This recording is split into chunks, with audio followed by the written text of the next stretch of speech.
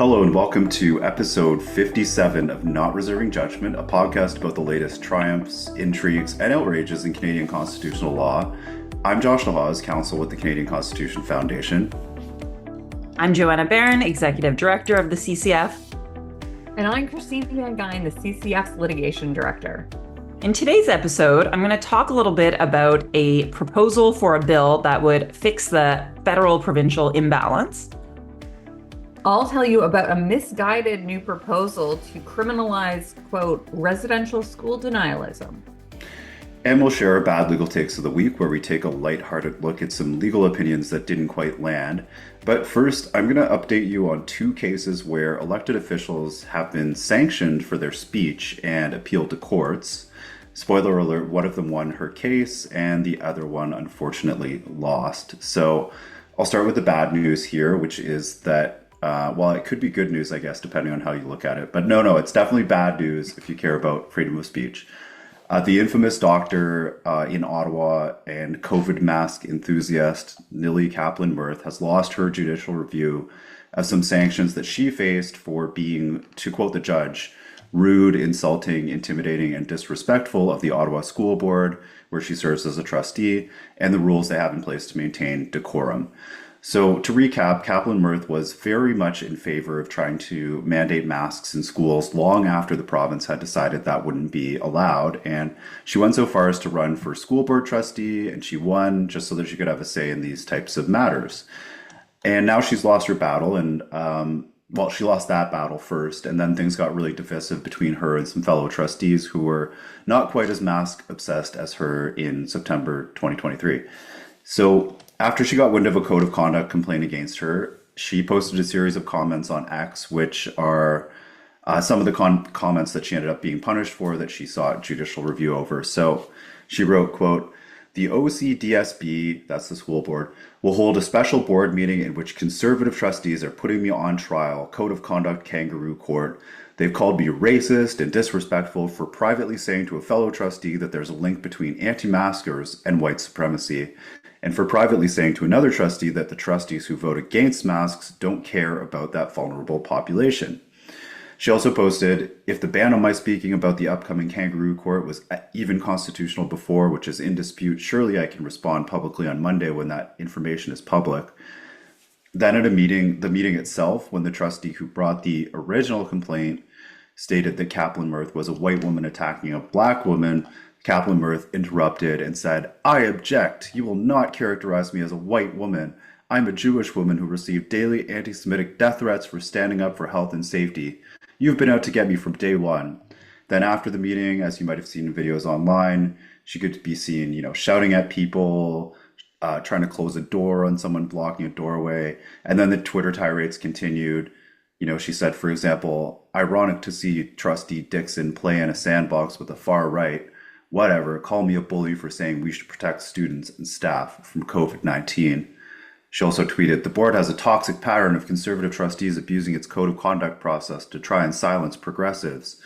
And then she tweeted in all caps, "Ironic that conservatives say don't focus on divisive issues." Of course, this was all pretty silly, and Kaplan-Myrth, in my opinion, was entitled to her opinion, and you'd think that her fellow adult trustees could just kind of ignore this criticism, but instead, the board brought in an expensive lawyer, got a report from the Integrity Commissioner, paid for with your tax dollars, of course, and the Integrity Commissioner unsurprisingly found that Kaplan-Myrth violated the code of conduct, including failing to uphold the dignity of the office, failing to ensure that their comments are issue-based and not personal, demeaning, or disparaging, failing to discharge their duties loyally, faithfully, impartially, and in a manner that will inspire public confidence, etc., etc.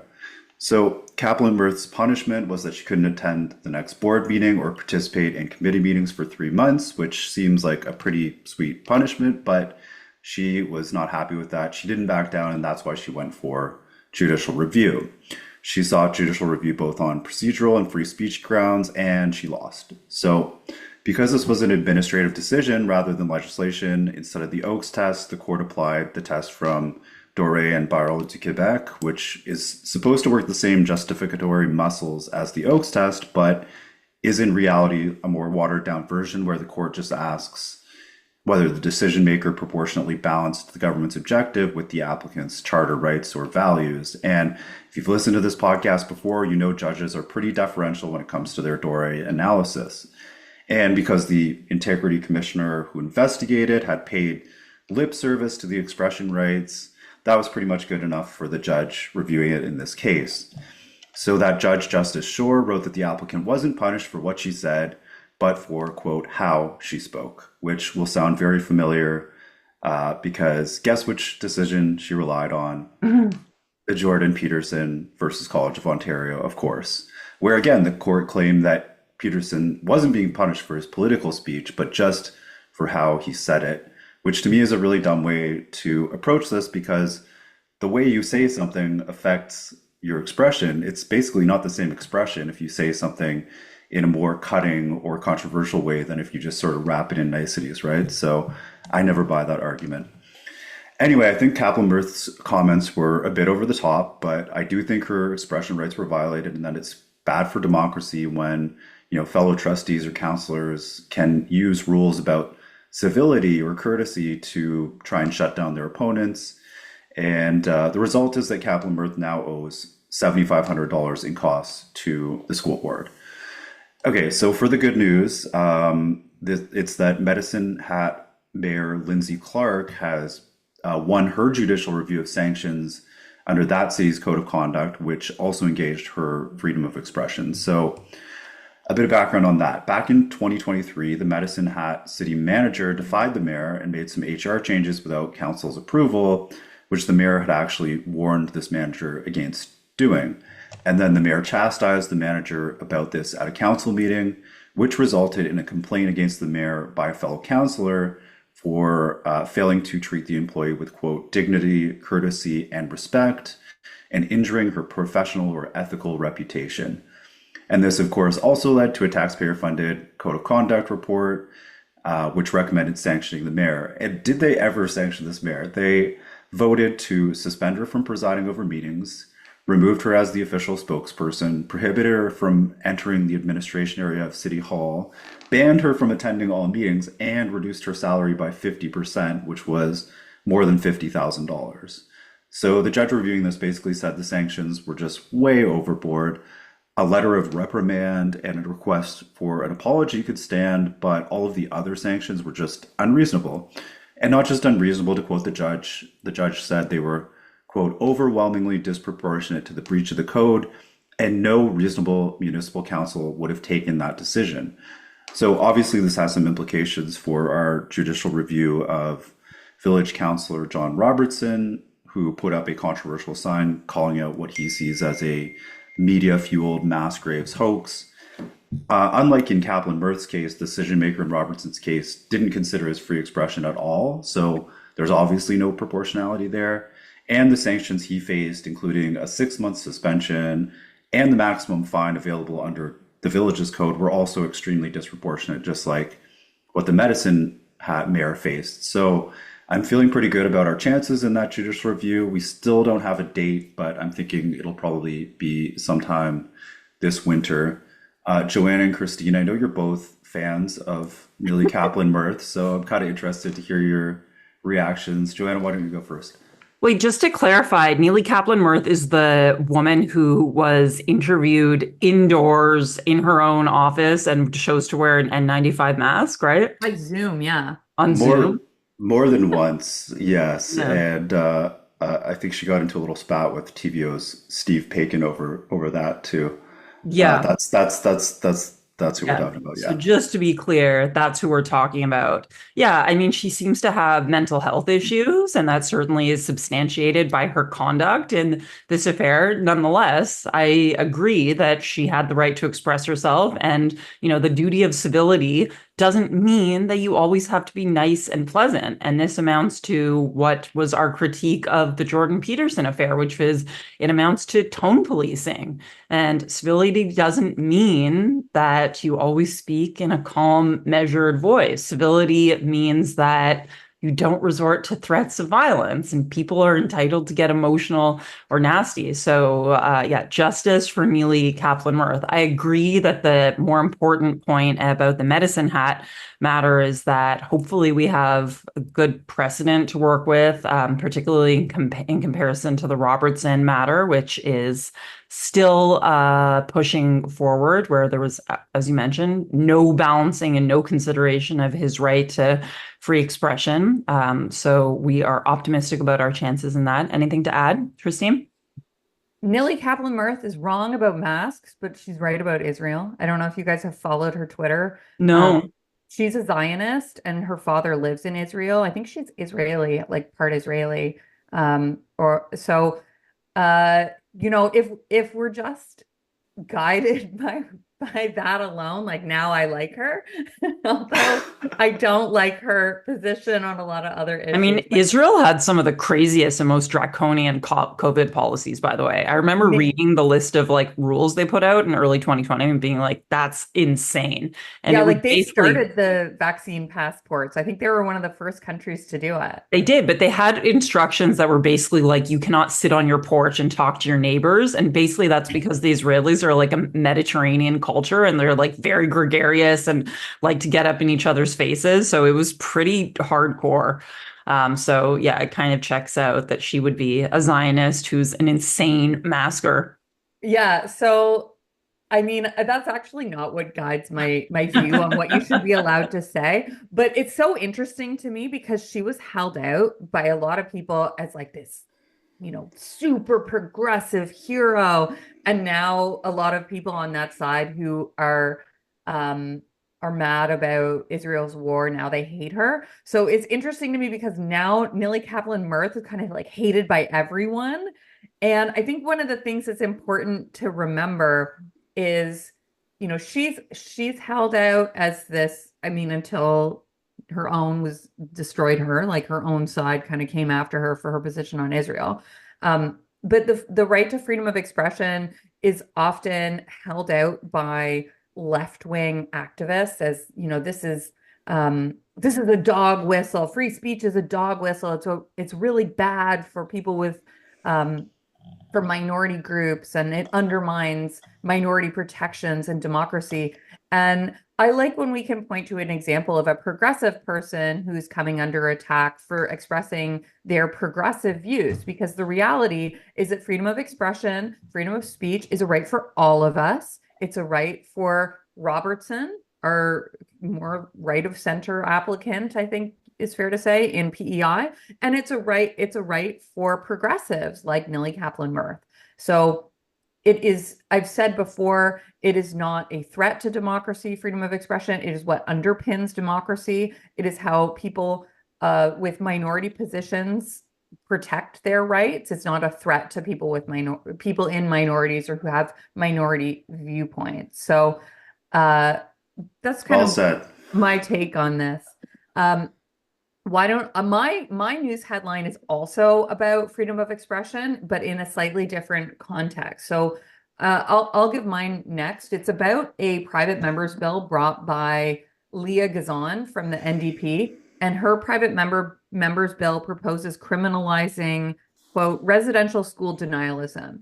And I'll first say that there is probably zero chance that this private member's bill gets passed. It is way down on the priority list for Parliament. We'll never get to a vote, and it's an opposition private member's bill, so it's not gonna pass. But let's talk about it anyway and why it is a problem. So you may recall that there was a proposal made about a year ago for the government to do something like this, and this proposal came from the special report by the Independent Special Interlocutor for Missing Children and Unmarked Graves and Burial Sites associated with Indian residential schools. That's like somebody's title. It is a mouthful, but the title was for a woman named Kimberly Murray. And Murray, in her report, had proposed both criminal and civil penalties for this, quote, residential school denialism. And she said that there are significant camps in legal protections and that denialists are attacking the credibility of survivors' truths about missing children, unmarked burials, and cemeteries, at Indian residential schools as sensationalist. Oops. So at the time, sorry, what was that, Joanna? Sorry, I just never mind. Just a noise. I just had a notification, but keep going. So at the time, Lametti, who was the attorney general at the time, the government attorney general, he said that he was open to the idea by Murray, but the government never did anything with it. So I assume they weren't actually interested. But it's not a surprise because this was proposed in this report that the NDP has taken it up and they've introduced this. And the governing Liberals have, in response to this bill, basically said no comment. So we don't know their actual position at this point. So let's talk about what the bill does. It proposes that someone could be charged under the criminal code for promoting hatred against Indigenous peoples by condoning, justifying, or downplaying the historic and lasting impact of residential schools. And the bill proposes that anyone who, other than in private, promotes hatred against Indigenous peoples by condoning, denying, downplaying, or justifying the Indian residential school system in Canada by misrepresenting facts related to it, and they could be subject to a maximum of 2 years in jail. The bill also includes some defenses, including if the statements were true, if they are relevant to public interest, and if they were intended to point out hatred to Indigenous peoples, or if they're a religious opinion. But I think the issue here is more fundamental. It's what exactly is residential school denialism? What types of statements could qualify? And there is just a complete lack of rigor and clarity about what constitutes denialism, so much so that any legal project proposing criminalization would be completely devoid of clarity and predictability, which are the basic stipulations of the rule of law. So in addition to our applicant in the PEI matter, John Robertson, who said there were no mass graves or called the mass graves claim, quote, hoax, would that qualify? Would the investigative journalism of Terry Glavin's bombshell piece in 2022 qualify? In that National Post investigation, Glavin actually agreed that the residential school policy amounted to what he called a cultural genocide, and it involved brutal psychological, physical, and sexual abuse in that system. He also found that for all the country's frenzy, a year after the announcements of the discovery of mass graves, not a single mass grave, not a single body or mass grave was actually discovered. No human remains were unearthed. And that's still the case today. So Glavin also noted that when these claims were being made about the discovery of bodies, that the Indigenous leaders most involved in the sites in question were actually urging the public to take caution. And there is debate in the Indigenous community about whether these sites should be dug up, because there's implications to that as well. So would all of this constitute residential school denialism?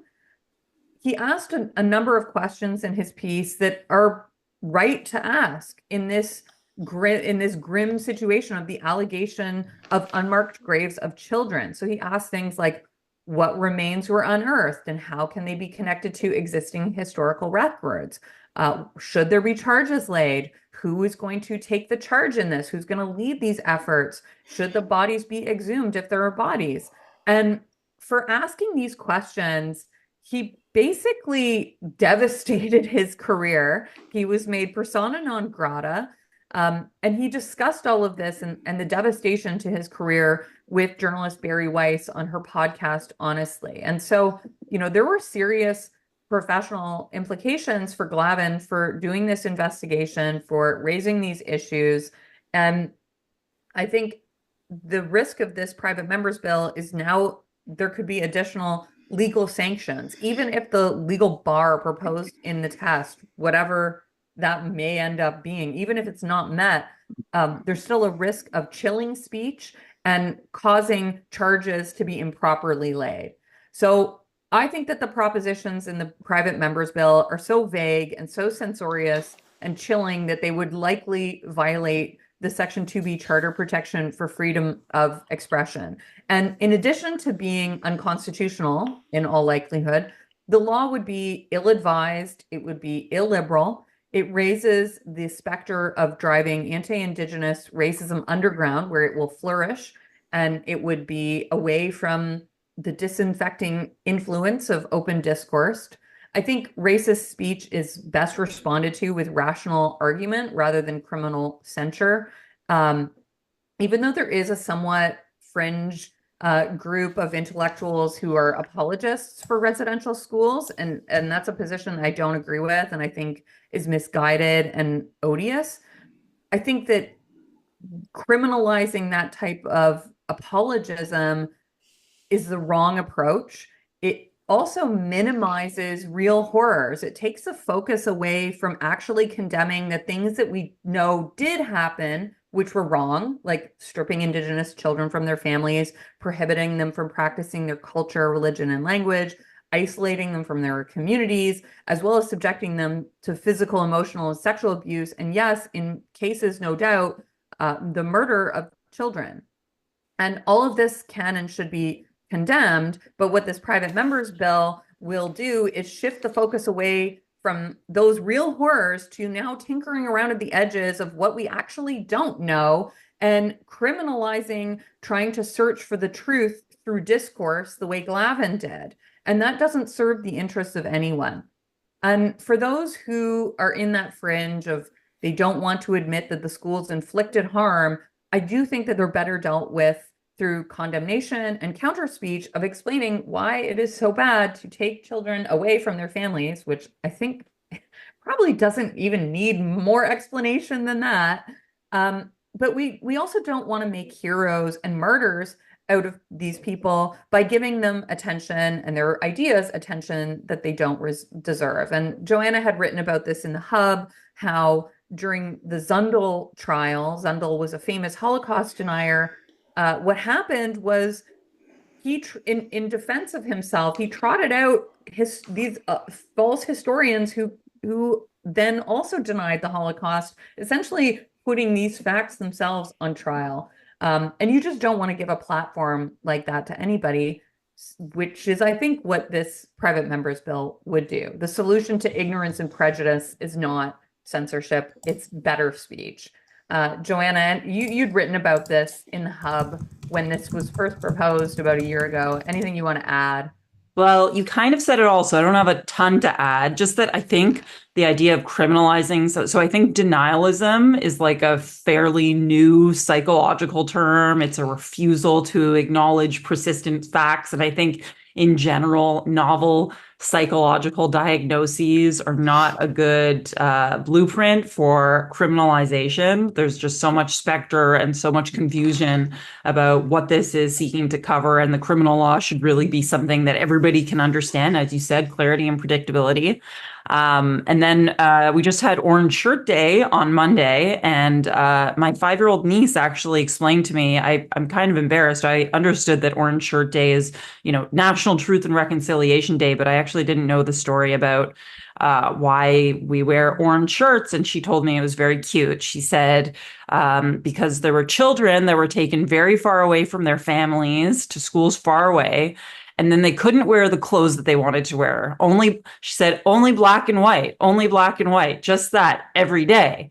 And the little girl wanted to wear an orange shirt and she wasn't allowed. And so look, I didn't know that either. Yeah, kids understand why this is, horrible and a grave injustice. I mean, not being able to wear the clothes you want to wear, but obviously the main part is being taken away from your family to a school far away and stripped of your culture. This is just such an obvious, searing injustice that I would hate to see it conflated with the areas of reconciliation and the reconciliation narrative that do have questions that appropriately ought to be asked, as Terry Glavin did. And I think the sort of lead for that Barry Weiss podcast was what happens when an entire country doesn't want to face facts. When the entire country, it becomes taboo and something that can get you canceled to ask, what's the evidence for these graves? That's, even though it's uncomfortable, there's something deeply sick about a society where it's taboo to even ask for factual basis. Mm-hmm. Anything to add, Josh? Yeah, I mean, I could talk about this all day, but there's a couple things I want to mention. So Christine went through a lot of this, but like there's sort of two ways to look at this bill, and if one way is to look at it as a lawyer who knows a lot about civil liberties and hate speech and how these laws work, and if you look at the way the bill's written from a lawyer's perspective, you're going to say, okay, it requires willfully promoting hatred, and we know hatred, the bar for that is supposedly really high. It's the most extreme forms of detestation and vilification.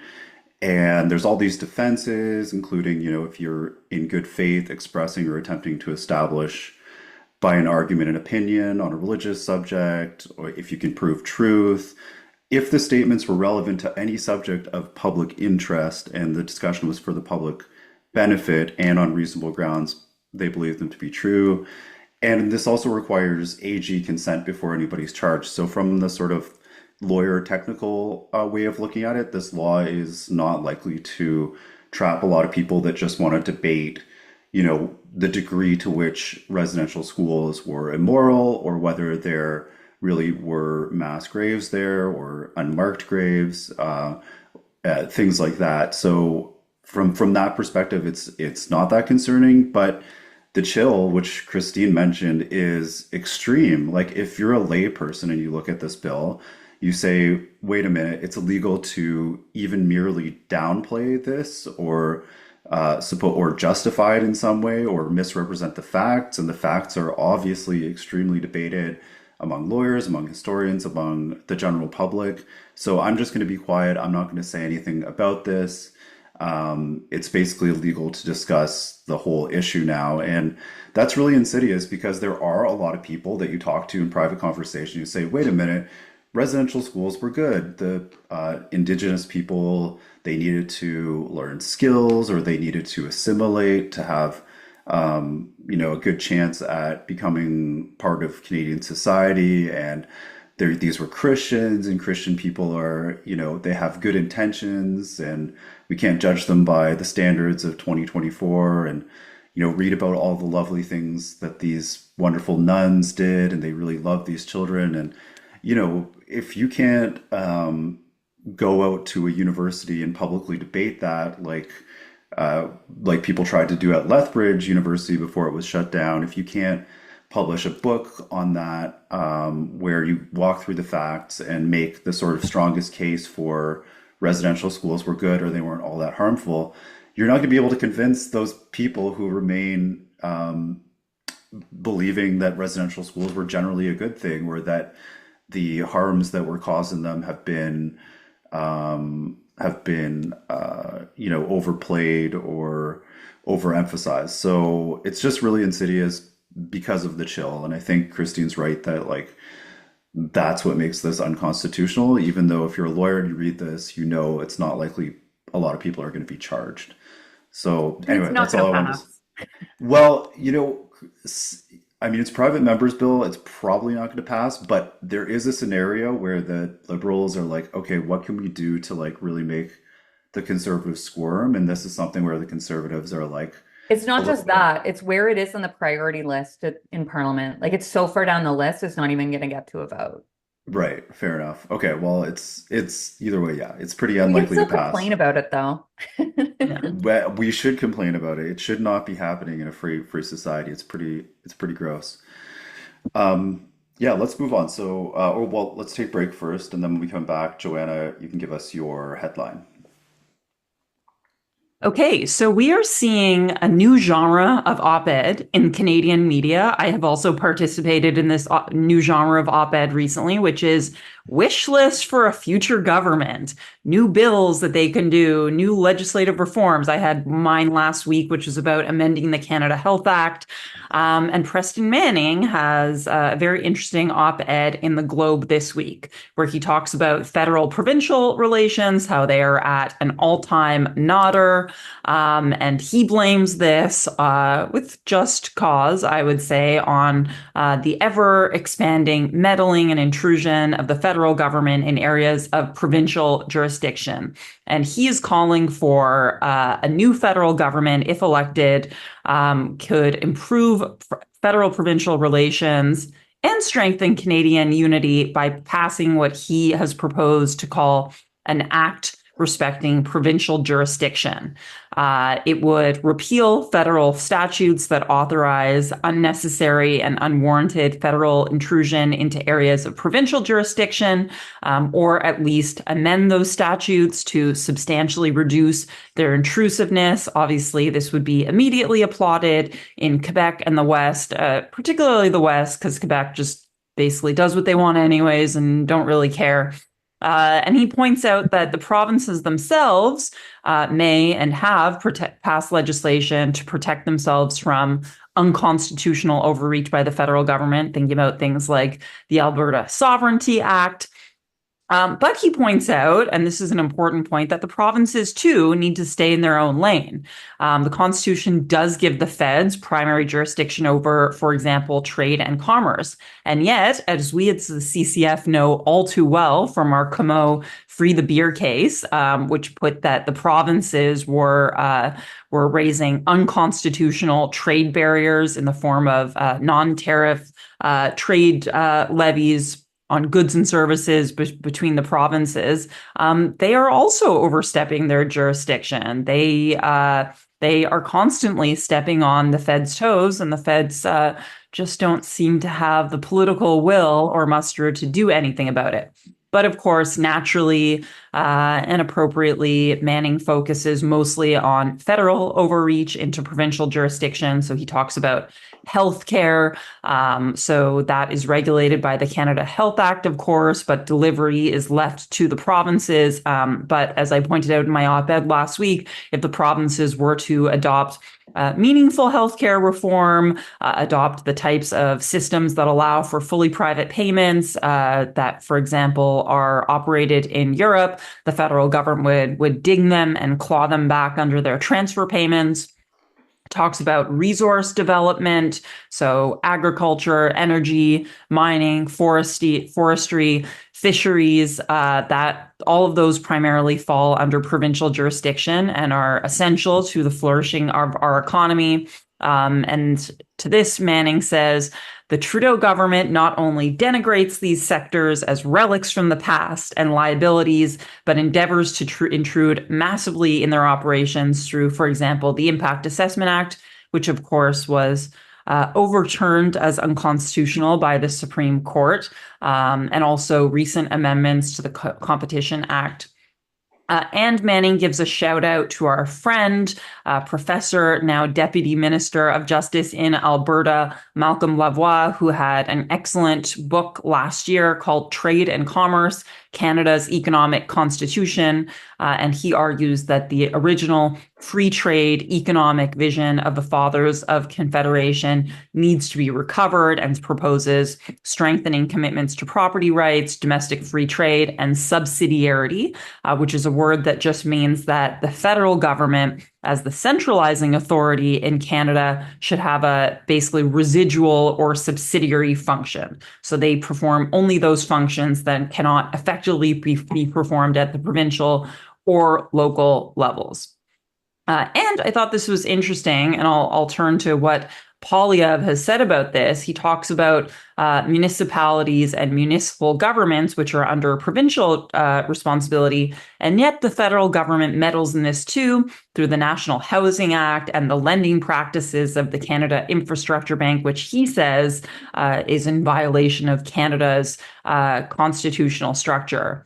And last, Preston Manning talks about the Emergencies Act and how the federal government's invocation of it was an intrusion into provincial property and civil rights, and employed measures which the federal court found infringed unconstitutionally on both freedom of expression and the right to be secure against unreasonable search and seizure. And I would add, and this is probably for me the core anti-federalism sin that the federal government committed in its invocation of the Emergencies Act, is that The statute requires that the federal government consult with the provinces prior to invoking the act, and the evidence shows that the federal government at best flubbed this, kind of did the call as a formality, and didn't engage with, or certainly in the view of Alberta and Saskatchewan, didn't heed their warnings that in the views of those provinces, the intrusion and the action of the federal government was not required. Manning then says, with the election of a new federal government, the next federal provincial conference will allow a new deal to be struck, where the federal government might wholly or partially withdraw from areas of provincial jurisdiction like healthcare and natural resources, and the provinces would agree to a major initiative to strike down interprovincial barriers to trade. That would be excellent. So let's talk about how Poilievre, based on things that he's said, might follow along with these suggestions. Because I take it, given that he's a grandfather of the conservative movement broadly, Manning is mostly writing this to get the attention and make the case in the public square of Pierre Poilievre. So Poilievre does appear to support, in many ways, a more decentralized approach to federalism with greater provincial autonomy in some areas. So his platform calls for reforming Canadian federalism to address Quebec's position and Western alienation. And he has invoked the concept of provincial jurisdiction when taking stances on certain social issues, saying that they are responsibilities of the provinces. However, Poilievre has also very notoriously announced that he's willing to use the federal spending power in order to influence provincial and municipal policies, for example, proposing withholding federal funds from cities that fail to meet housing construction targets, which would seem to be going even further than the housing accelerator fund that the Liberal government has in place. And this suggests that he is at least open to using financial leverage to shape policy in areas of provincial and municipal jurisdiction on issues that are just so core to his platform policy-wise, like housing. So I'm not commenting on whether I think it's good policy or not, just that there's some tensions in Poilievre's position between wanting to devolve to the provinces, but also shape their policy using, of course, the federal spending power, which is the most powerful stick that the federal government has in their toolbox, or I guess in that case, it's more of a carrot.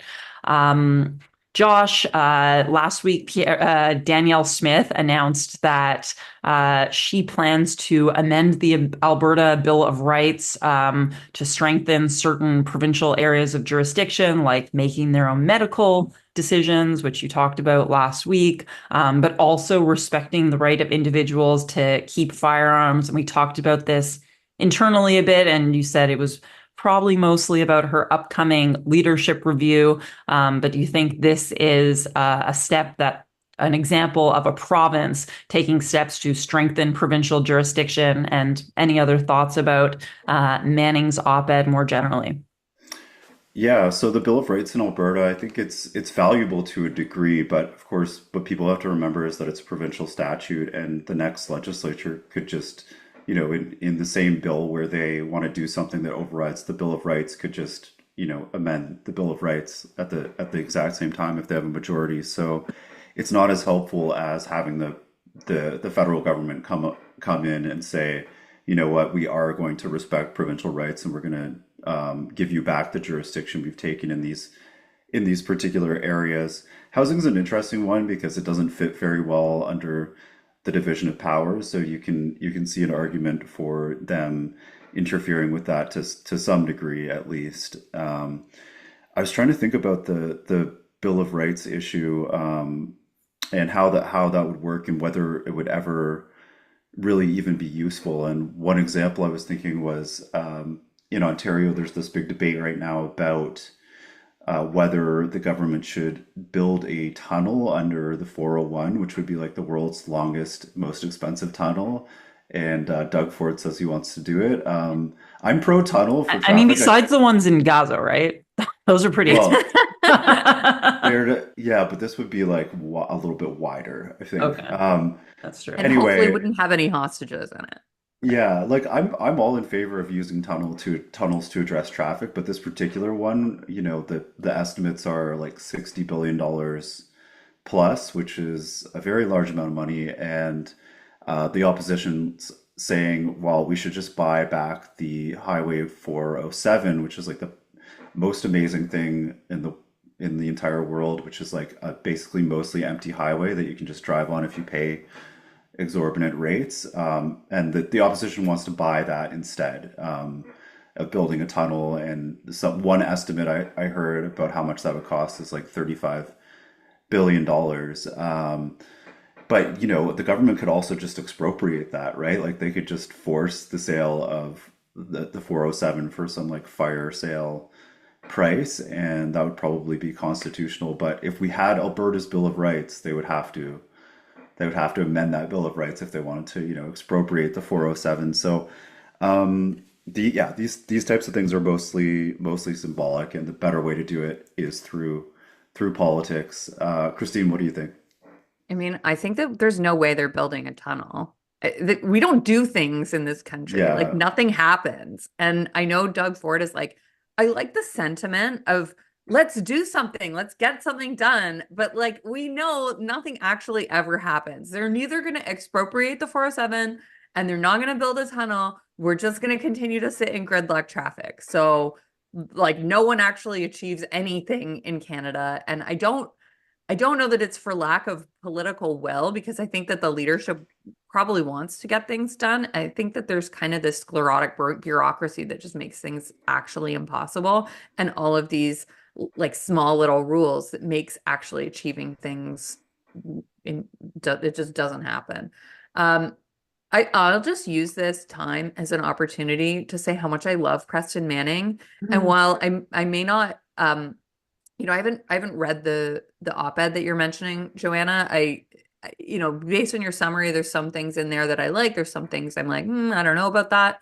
But I just appreciate him so much that it's kind of hard to believe that he was actually a real politician in Canada, because he just he's like overflowing with ideas and positivity. I've met him so many times, and he is just like the most optimistic, positive, kind person in Canadian politics that exists. And it's hard to believe that the viciousness of partisan politics didn't just like chew him up and spit him out and make him like a mean, cynical person, and that he continues at now at his age to come out with these like amazing kind of ideas, and he's always doing that. And also he wrote the foreword for the book Joanna and I did, so I appreciate him for that too. Just like the nicest guy.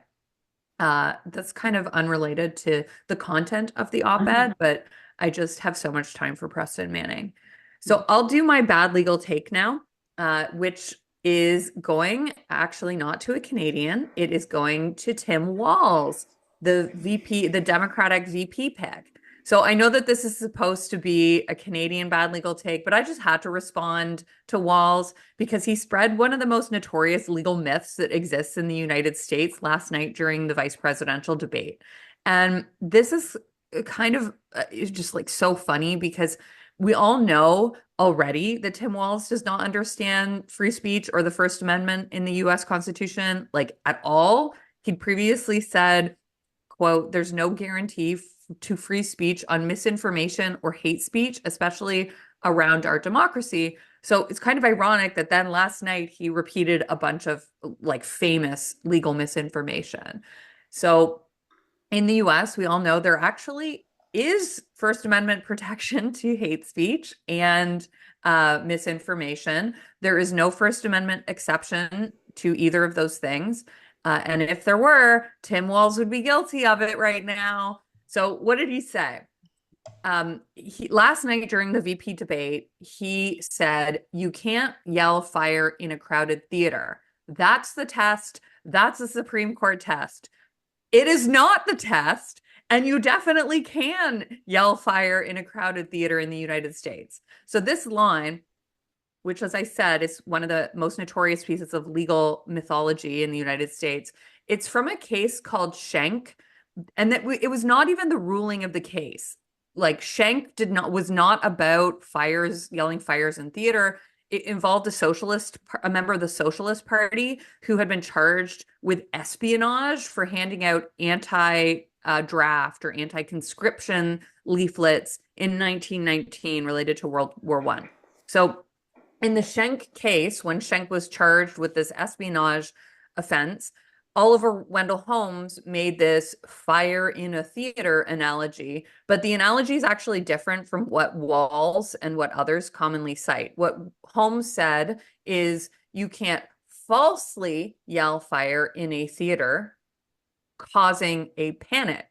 And Holmes wrote this, and then he seemed to second guess himself. So the Schenck case was overturned years later because it was unduly censorious. And Holmes actually sided with the minority in a pro-free speech case that dealt with the overturning in a case later called, I think it was called Abrams. And people use this fire in a theater analogy all the time to stand for the proposition that you can put limits, or the government can put limits on, quote, bad speech. But this fire in a theater line is most certainly not the Supreme Court test, as Walz said. And it was overturned. There is a test now from a 1969 case called Brandenburg that deals with when speech can be limited. And it's the imminent lawless action test, which is much higher than this fire in a theater line. So all of this shows, I think, the dangers of censorship. Walz wants to criminalize misinformation and then uses misinformation to justify that censorship. Now, you may be wondering how I'm going to link this to Canada, and I'm going to do it this way. I'm going to say, this was covered by the Globe and Mail. The Globe and Mail republished this exchange. They did not fact check it, even though it's a pretty well debunked myth. So Globe and Mail, I guess you get a bad legal take too for repeating it. Joanna, how about you? So my bad legal take of the week goes to Manitoba Premier Kinew, who kicked out one of his MLAs named Mark Wasilia. I'm sorry, I can't pronounce the name Wasiliu. And the official reason that the NDP gave for kicking Mr. Wasilio from caucus was because a partner at his law firm is representing Peter Nygard, who is, of course, the notorious and odious sex offender, and the party claimed that Wasilio's failure to demonstrate good judgment does not align with our caucus principles of mutual respect and trust. Now, Wasilia disputes this reason and says that in the background, this is actually because he has butted heads with Premier Kinew on some issues. He said Kinew is a toxic and dysfunctional leader who ignores caucus concerns and micromanages decisions. And so this is really punishment for refusing to publicly back Kinew's explanation of a tense exchange with a progressive conservative last year. So there has been some signs of tension, but nonetheless, this is significant. It's publicly giving the reason that because somebody has an association with their partner at a law firm who defended, who stood up and gave heed to the right to full answer and defense, is not a legitimate reason. We don't want to spread this type of toxic discourse, which undermines respect for the profession of criminal defense lawyers. The Criminal Defense Lawyer Association in Manitoba claimed it could create a chill in our system of justice. And it seems to be highly disingenuous and a cop-out. So bad legal take to Premier Kinew. Josh, what's your BLT? My BLT also goes to a provincial New Democrat. In this case, it's Mike Farnworth, who was Public Safety Minister and Solicitor General for British Columbia going into the BC election, which is coming up in a few weeks. So what happened is last week, BC Conservative leader John Rustad was asked by reporters at a press conference about the Liberals' so-called assault rifle ban and the handgun bans that they brought in. And he said he wouldn't spend provincial resources to enforce that. And then Farnworth tweeted that Rustad's response was astonishing because it tells gangs that they can import and carry these weapons and police won't seize them. It'll make our streets less safe and put police officers at risk. So, first of all, that's clearly not what Rustad was even talking about. He was talking about how, just like Alberta, Saskatchewan, and Ontario have already said, which is that they won't spend time or money trying to assist with the buyback of these firearms from legal gun owners that were legally acquired and are legally owned by them until the Liberals manage to figure out how they're going to get their buyback in place, a buyback scheme that was supposed to happen already by now, but probably won't ever happen. And for Rustad to say that is perfectly constitutional. It's established law that provinces don't have to spend their own money and resources, pardon me, to assist with federal programs that they don't agree with, like the buyback. And more importantly, Rustad was obviously not talking about guns imported by gangs. Gangs importing guns is already obviously illegal and was illegal before the so-called assault weapons ban or the handguns ban, and there's no reason that BC RCMP wouldn't continue to seize those when they find them. So my BLT goes to the BC NDP's Mike Farnworth for trying to pull a fast one on the voters by twisting these comments from the Conservative leader on the issue. So that's it. That's the show. We hope you'll rate us, review us, and subscribe. Tell a friend about our podcast. You can support our work by subscribing to the CCF's YouTube channel, by following us on X, or by visiting our website, theccf.ca, where you can sign up for our new and improved Freedom Update newsletter. CCF is a nonpartisan legal charity funded by your donations, so please click the donate button on our website if you can. Thanks for listening.